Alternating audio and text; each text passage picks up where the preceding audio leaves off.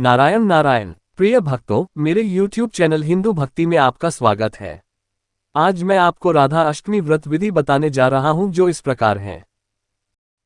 श्री कृष्ण भक्ति के अवतार देवर्षि नारद ने एक बार भगवान सदाशिव के श्री चरणों में प्रणाम करके पूछा कि श्री राधा देवी लक्ष्मी, देवपत्नी, महालक्ष्मी, सरस्वती, अंतरंग विद्या, वैष्णवी प्रकृति, वेदकन्या, मुनिकन्या आदि में से कौन है। इस प्रश्न के उत्तर में भगवान ने कहा कि किसी एक की बात क्या कहें, कोटि कोटि महालक्ष्मी भी उनके चरणकमलों की शोभा के सामने नहीं ठहर सकती। इसलिए श्री राधा जी के रूप, गुण और सुंदरता का वर्णन किसी एक मुख से करने में तीनों लोकों में भी कोई सामर्थ्य नहीं रखता। उनकी रूपमाधुरी जगत को मोहने वाले श्री कृष्ण को भी मोहित करने वाली है। इसी कारण अनंत मुख से भी मैं उनका वर्णन नहीं कर सकता। भाद्रपद मास के शुक्ल पक्ष की अष्टमी के दिन श्री राधा जी के श्री चरणों के दर्शन होते हैं। उनके चरण कमलों की सुंदरता का वर्णन कर पाना भी किसी के लिए संभव नहीं है। राधा अष्टमी पर शुभ योग। राधा अष्टमी पर शुभ योग। राधा अष्टमी पर इस बार कई बेहद शुभ योग बन रहे हैं, जिससे इस दिन का महत्व बढ़ गया है। इस बार राधाष्टमी की पूजा रवि योग, प्रीति योग, शशराज योग, सूर्य और बुध की युति से बुधादित्य योग जैसे महायोग बन रहे हैं। इन शुभ योग में राधा रानी और भगवान कृष्ण की पूजा अर्चना करने से जीवन के सभी कष्ट दूर होते हैं और भक्तों के घर पर हमेशा माता लक्ष्मी का वास रहता है। श्री राधाष्टमी व्रत विधि। अन्य व्रतों की भांति इस दिन भी प्रातः सूर्योदय से पूर्व उठकर स्नानादि क्रियाओं से निवृत्त होकर श्री राधा जी का विधिवत पूजन करना चाहिए।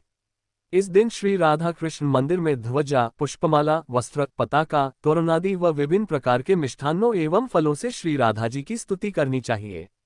दिन में हरिचर्चा में समय बिताएं तथा रात्रि को नाम संकीर्तन करें। एक समय फलाहार करें। मंदिर में दीपदान करें। श्री राधा जी के भोग की विधि। राधा अष्टमी के दिन राधा अष्टमी श्री राधा रानी की विधि पूर्वक पूजा अर्चना करें। आप किशोरी जी को मालपुआ का भोग लगाएं। शास्त्रों के अनुसार मानता है कि पूजा थाली में मालपुआ शामिल करने से घर में सुख समृद्धि का आगमन होता है और गृह क्लेश की समस्या से मुक्ति मिलती है। इसके अलावा श्री राधा रानी के भोग में रबड़ी और फल भी शामिल कर सकते हैं।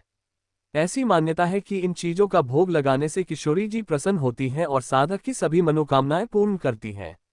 इस दिन देवी को घर का बना भोग प्रसाद अर्पित करें। भोग प्रसाद में तुलसी, पंचामृत, पंजीरी, खीर, हलवा, मालपुआ, पूरी और चना भी शामिल किया जा सकता है। राधा रानी को इन चीजों का भोग लगाना भी शुभ होता है। राधा अष्टमी पूजन सामग्री। राधा रानी की पूजा में कुछ चीज ऐसी हैं जिनका पूजन में होना बहुत जरूरी है, जैसे फूल, फूल की माला, रोली, अक्षत, सुगंध, चंदन, सिंदूर, फल, केसर युक्त खीर, राधा रानी की पोशाक, आभूषण, इत्र, आभूषण, देसी घी का दीपक, अभिषेक के लिए पंचामृत पहले से ही बनाकर रख लें, मिठाई समेत सभी चीजों को अभी से एकत्रित कर लें। राधा रानी की पूजा में अरबी सबसे महत्वपूर्ण है, क्योंकि राधा रानी को अरबी का भोग का लगाया जाता है। राधा रानी को पूजा के दौरान हाथ में पहनने वाला चूड़ा, मोरपंख, पंचामृत और बांसुरी भी अवश्य अर्पित करें। राधा रानी के साथ ही भगवान कृष्ण की भी पूजा अवश्य करें। किशोरी जी की पूजा करने के बाद पीले रंग की मिठाई और फल का भोग लगाएं। राधा अष्टमी पर इन बातों का रखें ध्यान। 1. राधा अष्टमी पर ब्रह्म मुहूर्त में उठना चाहिए। 2. इस दिन देवी को घर का बना भोग प्रसाद लगाना चाहिए। 3. इस दिन वृंदावन की मंगला आरती में हिस्सा लेना शुभ माना जाता है। 4. राधा अष्टमी के दिन कठोर व्रत रखने का संकल्प अवश्य लेना चाहिए। 5. भक्त केवल सात्विक भोजन से ही अपना व्रत पूर्ण करें। 6. राधा अष्टमी को श्री राधा रानी के भजन अवश्य गाएं। 7. इस दिन ब्रह्मचर्य का पालन अवश्य करें।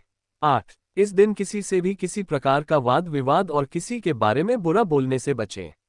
9. राधा अष्टमी के दिन तामसिक भोजन जैसे प्याज, लहसुन, अंडे और मांस आदि का सेवन वर्जित है। श्री राधाष्टमी व्रत का पुण्यफल। श्री राधा कृष्ण जिनके इष्टदेव हैं, उन्हें राधाष्टमी का व्रत अवश्य करना चाहिए, क्योंकि यह व्रत श्रेष्ठ है। श्री राधा जी सर्वतीर्थमयी एवं ऐश्वर्यमयी हैं। इनके भक्तों के घर में सदा ही लक्ष्मी जी का वास रहता है। जो भक्त यह व्रत करते हैं, उन साधकों की जहां सभी मनोकामनाएं पूरी होती हैं, मनुष्य को सभी सुखों की प्राप्ति होती है। इस दिन राधा जी से मांगी गई हर मुराद पूरी होती है। गंगाजल और पंचामृत से अभिषेक करने फलदायी। धार्मिक मान्यता अनुसार राधा अष्टमी के अवसर पर राधा कृष्ण और लड्डू गोपाल जी का अभिषेक करना चाहिए। गंगाजल और पंचामृत से अभिषेक करने पर व्यक्ति को अत्यधिक पुण्य प्राप्त होता है। जीवन से सभी दुख संकट दूर होने लगते हैं। जो मनुष्य श्री राधा जी के नाम मंत्र का स्मरण एवं जाप करता है वह धर्मार्थी बनता है। अर्थार्थी को धन की प्राप्ति होती है, मोक्षार्थी को मोक्ष मिलता है। राधा जी की पूजा के बिना श्री कृष्ण जी की पूजा अधूरी रहती है। हमें उम्मीद है हमारे द्वारा दी गई जानकारी आपको पसंद आई होगी। अगर आपको ये जानकारी पसंद आई है तो चैनल को सब्सक्राइब, लाइक और शेयर जरूर करें। ऐसे ही व्रत कथा जानकारी के लिए जुड़े रहें मेरे YouTube चैनल हिंदू भक्ति के साथ।